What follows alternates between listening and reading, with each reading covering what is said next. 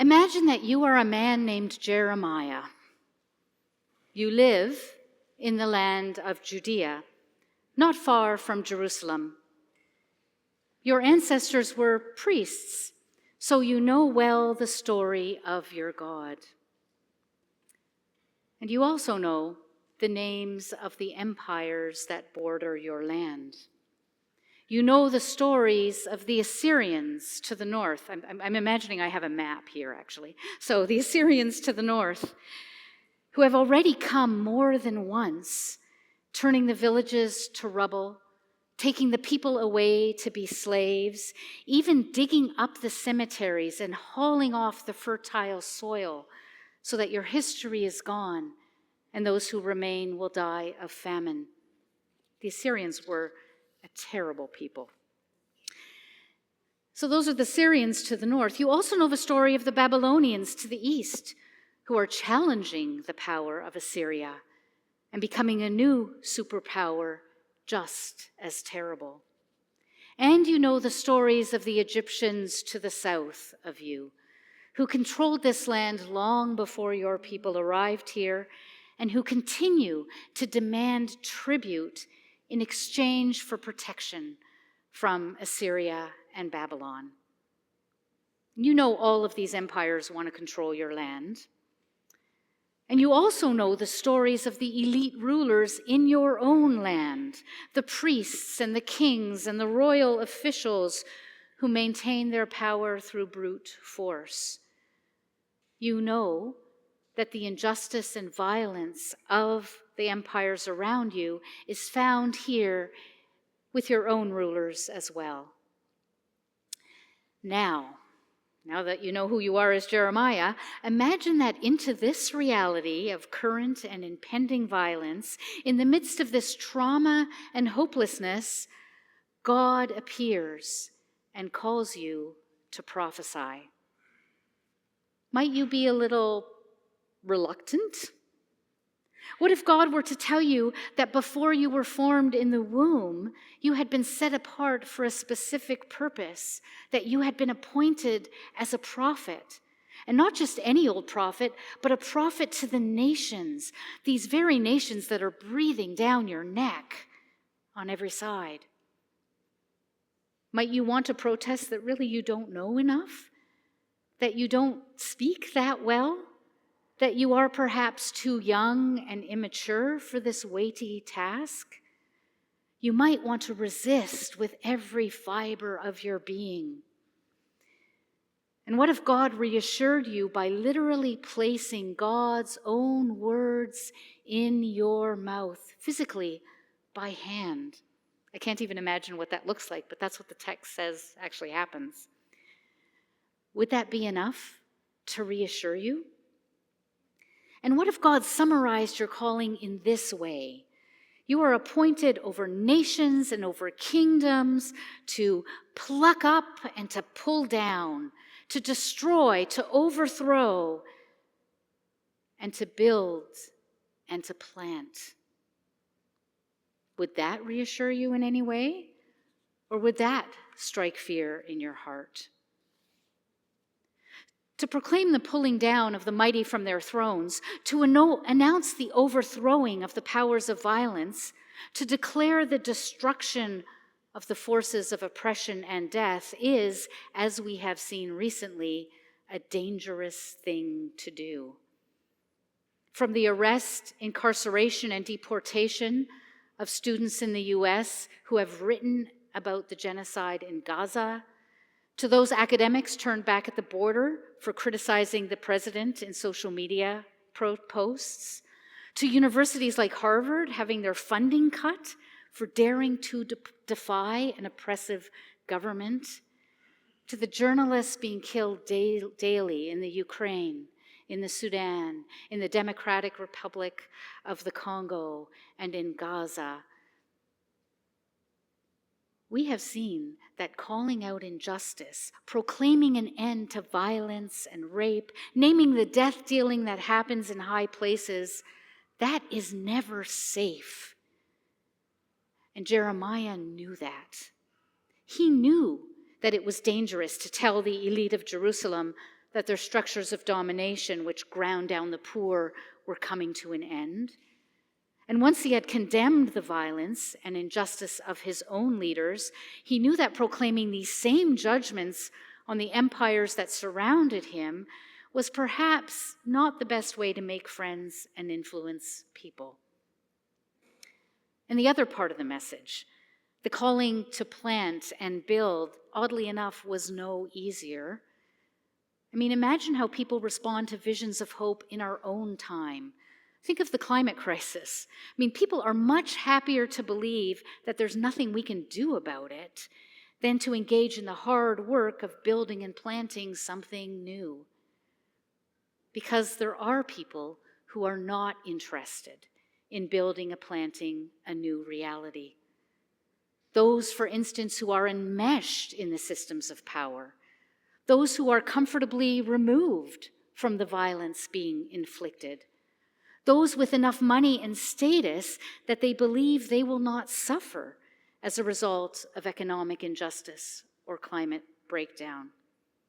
Those who are secure enough, and I'm one of them, not to be targeted by the authorities who are dragging off immigrants and refugees, or simply those who are Indigenous or brown or Black. Those who don't speak up in the face of injustice, who play it safe while others suffer, those folks aren't really interested in building something new or planting seeds of justice and freedom. And so imagining a new reality, creating an alternative community of welcome and generosity can be deeply threatening to those who are comfortable, who are part of the powers that be. So no wonder Jeremiah resisted at first this task that God had given him. It's interesting, in the biblical story, often when like the psalmist, for instance, will say, "You knew me from my mother's womb, and you have strengthened me since then." Often those are words of comfort. But here in Jeremiah, the idea that God knew him from his mother's womb is actually kind of a, I knew you and I called you. It's kind of a, oh. So it's not just a safe thing, but it's a challenge a little bit. In spite of his resistance, though, Jeremiah takes up the burden of this assignment. He does proclaim judgment on the leadership for making alliances with Assyria and Egypt in the very next chapter, Jeremiah chapter 2. He condemns the people for the blood of the innocent poor that is on their clothing. It's an evocative image, isn't it, that he uses. And as the book continues, and as we're going to hear over the next month or so, he proclaims judgment on Jerusalem. He proclaims God's sorrow over that judgment, and he announces restoration for the people.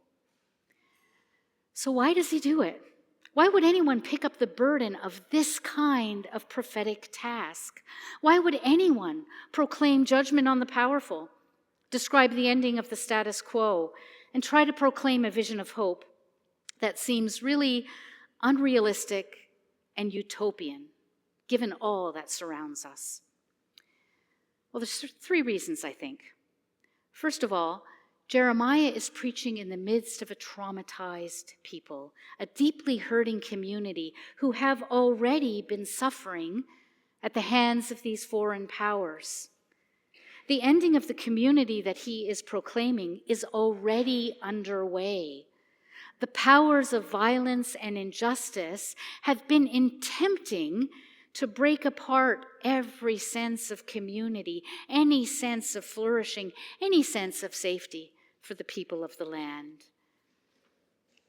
You see, while those who resisted, I should turn my page too early. While those in power resisted Jeremiah's message of judgment, the people in the villages, the peasants on the ground, those who were experiencing the violence would have heard Jeremiah's words as a truthful description of their reality.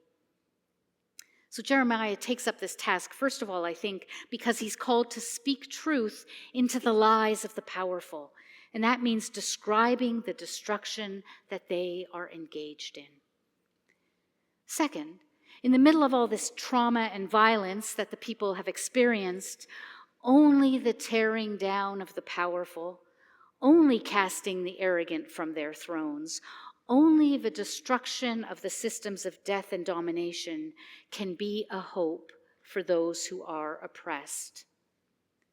When Mary, in the Magnificat, saying that the mighty would be brought down from their thrones and sent away hungry, and that the lowly would be lifted up, when Mary sang that, she was echoing these verses in Jeremiah. Her song was deeply rooted in the prophetic tradition. Jeremiah knew that oppression had to end before newness could come. And thirdly, I also think that Jeremiah takes up this task because he deeply feels the sorrow and trauma of the people. In short, because he's deeply tied to a compassionate God who also feels this sorrow and trauma. And out of that sorrow, Jeremiah speaks the words that describe the destruction they are facing, that condemns the powers that be, and that invites the people into a new reality. So Jeremiah invites his hearers into a new community, an alternative reality that risks the practice of compassion, that dares to suffer for the sake of the other, and that practices justice and invites us all into a vision of peace. He dares to build up and plant, to imaginatively call the community of a future of tending to creation, loving the enemy, and ensuring that justice lifts up the lowly. So Jeremiah's experience of trauma and his heart of compassion is the third reason that in the end he accepts this calling, the one that he was shaped for in the womb. So what about us? Sometimes it's easy to think that these prophetic calls are just for certain individuals, those who are more eloquent speakers or writers, those who are braver or who have more experience. But no one who is called in the Bible seems especially equipped for their calling. Do you ever notice this in the stories? I mean, Moses had a speech impediment. Jeremiah also protested that he didn't speak well. But disciples never, ever seem to clue into what Jesus is on about. It's not till the book of Acts that they figure anything out. Mary Magdalene, Priscilla, Chloe, and Tryphosa all proclaimed the gospel in a culture where women weren't taken seriously at all. And yet they did it. And the Apostle Paul, whose letters make up most of the New Testament, or a third of the New Testament, I guess, was a violent and nasty piece of work who spent the first part of his life trying to kill Christians. So being especially gifted or even exceptionally nice, or even a little bit nice, doesn't seem to be part of the job description. And that's because God manages to work through all sorts and types of people. And so as the biblical story unfolds, it becomes clear that the calling of Jeremiah is the calling of us all. We are all formed in the womb to be the people who bring the pain of those suffering to the ears of those in power. We are all called to sing about how the lofty will be cast down from their thrones and the rich sent away empty. We are all consecrated to be a people who practice compassion and justice for the sake of peace. And interestingly, today's collect says precisely that. Oh God, you have called us to be prophets, formed us in the womb to be prophets to the nations. So bring your leaflet home. That might be a prayer to pray throughout this week, just to carry this service with you into the week. And isn't that the description of what a community that follows Jesus looks like? In fact, we see that calling, Jeremiah's calling, in this community over and over. Jeremiah's calling is present every time Mike and Dan choose music that voices our lament and sings our hope for healing. Jeremiah's calling is present at the common table as people gather to share and laugh, eat and form community with one another. We're building something and planting something there.